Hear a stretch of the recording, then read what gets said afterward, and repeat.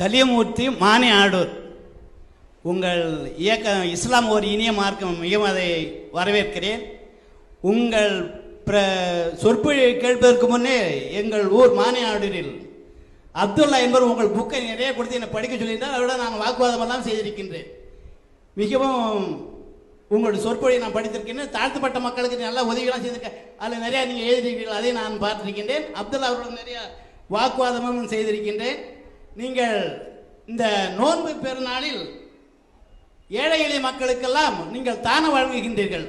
ஆனால் இந்த நோன்பு பெருநாளில் பித்ரா அதை இஸ்லாம் மார்க்கத்தை தவிர மாற்று மார்க்கத்திற்கு நீங்கள் வழங்குவது இல்லை.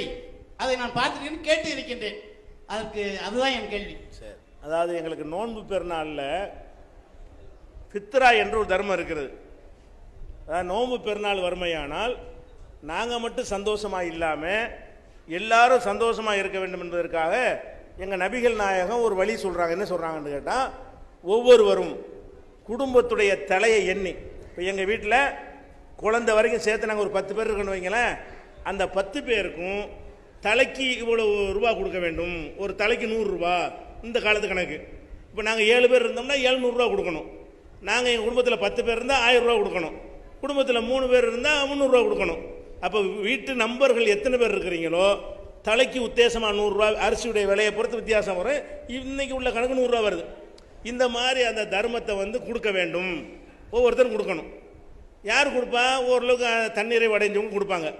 இந்த கொடுத்ததை திரட்டி நாங்கள் என்ன செய்வோம்னு கேட்டால், யாரெல்லாம் ஏழைகள் இருக்கான்னு கணக்கெடுத்து அவங்களுக்கு தேவையான அரிசி, இறைச்சி, தேங்காய், சேமியா, நெய், இது மாதிரியான அந்த பண்டிகை கொண்டாடுவதற்கு என்னென்ன தேவையோ, முந்திரி, ஏலக்காய் எல்லாமே என்ன செய்வோம், பார்சல் பண்ணி கண்ணியமான முறையில் வீடு வீடாக கொண்டு போய் கொடுப்போம். திரட்டி கொடுப்போம், எல்லார்ட்டையும் வசூல் பண்ணுவோம்.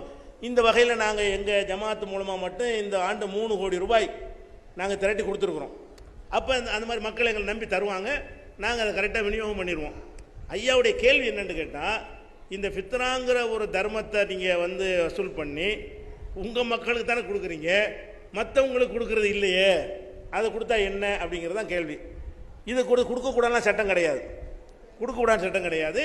அதில் என்னென்னு கேட்டால், நாங்கள் மாமிசம்லாம் கொடுக்குறோமா இல்லையா, அதில் பஞ்சாயத்து ஆயிரும். முஸ்லீம் அல்லாத மக்கள்கிட்ட கொடுத்தோம்னு சொன்னால் அவர் என்ன கறியாக இருக்குமோ, மாட்டுக்கறியாக இருக்குமா, அது என்ன கறியாக போட்டிருப்பாங்க, சரியாக வருமா, அந்த மாதிரி எல்லாம் ஒரு டவுட்டு வந்துடக்கூடாது. வரும், கேட்டாங்கன்னா கொடுத்துரும், கேட்டு வந்தாங்கன்னு விரட்ட மாட்டோம். முஸ்லீம் அல்லாத மக்கள் எங்களையும் லிஸ்ட்டில் சேர்த்துக்கிறங்க அப்படின்னு கேட்டார்களே. ஆனால் குர்ஆனில் என்ன வருதுன்னா, அத்தைமுல் பாயிசல் ஃபகீர், இதை கொடுக்கறத பற்றி வரும் பொழுது இல்லாத பசித்தவர்களுக்கும் ஏழைகளுக்கும் கொடுங்கள் அப்படி தான் வருது. முஸ்லீம் அல்லாத கொடுக்கலாம். ஏன் கொடுப்பது இல்லை என்று சொன்னால், நாங்கள் இறைச்சி எங்களுடைய சில உணவுப் பொருள்கள் உங்களுக்கு அது அலர்ஜி மாதிரி நினைக்கக்கூடியவர்கள் இருப்பீங்க. அப்போ இப்போ கூட நினைஞ்சிருக்கிறோம், சைவம் அசைவம் தனியாக உங்கள்கிட்ட டிக் வாங்கி தான் சாப்பாடு தருவாங்க. இங்கே உள்ள சாப்பாடு கூட எல்லாத்துக்கும் ஒரே உணவை தந்துட முடியாது. அந்த மாதிரி இருக்கிறதுனால இந்த ஃபித்ராங்கிற யூனிஃபார்மாக எல்லாத்துக்கும் நாங்கள் ஒரே மாதிரி கொடுக்கறதுனால சில பேர் அதில் அதிருப்தி அடைஞ்சிடுறாங்க. எங்களுக்கே நாங்கள் சாப்பிட மாட்டோம், அதுபோல் சில நாளில் விரதமாக இருப்பாங்க. சாப்பிடக்கூடிய ஆட்களாக இருந்தாலும் இன்றைக்கி நாங்கள் விரதம் இன்றைக்கி சாப்பிட மாட்டோம், விரத நாளில் ஏன் தர்றீங்க, நாங்கள் இன்றைக்கி கண்ட்ரோலாக இருக்கிறோம், இப்படி எல்லாம் சொல்லி நாங்கள் அனுபவத்தில் பார்த்துருக்குறோம். அதனால வேணாம்னு தவிர்த்து கொள்கிறோமே தவிர, நீங்கள் வாங்க சந்தோஷமாக எங்களையும் இப்போ கவனிச்சுக்கிறீங்கன்னு சொன்னீர்களே. ஆனால் அந்த மனநிலை உள்ளவர்களாக நீங்கள் இருந்தால் தருவதுக்கு எந்த ஒரு தடையும் கிடையாது. தாராளமாக என்ன செய்யலாம், தந்து கொள்ளலாம் பித்ராவை. குர்பானியுடைய கறிக்கு அப்படி தான் இருக்கிறது, ஏழைகளுக்கு கொடுங்கன்னு தான் இருக்கிறது. ஏழைகள் கேட்டு வந்தால் கொடுக்கலாங்கிறது விஷயம். சட்டத்தில் கொடுக்கக்கூடாதுன்னு கிடையாது, நடைமுறை சில பிரச்சனையினால அது கொடுக்கப்படுறதில்லை.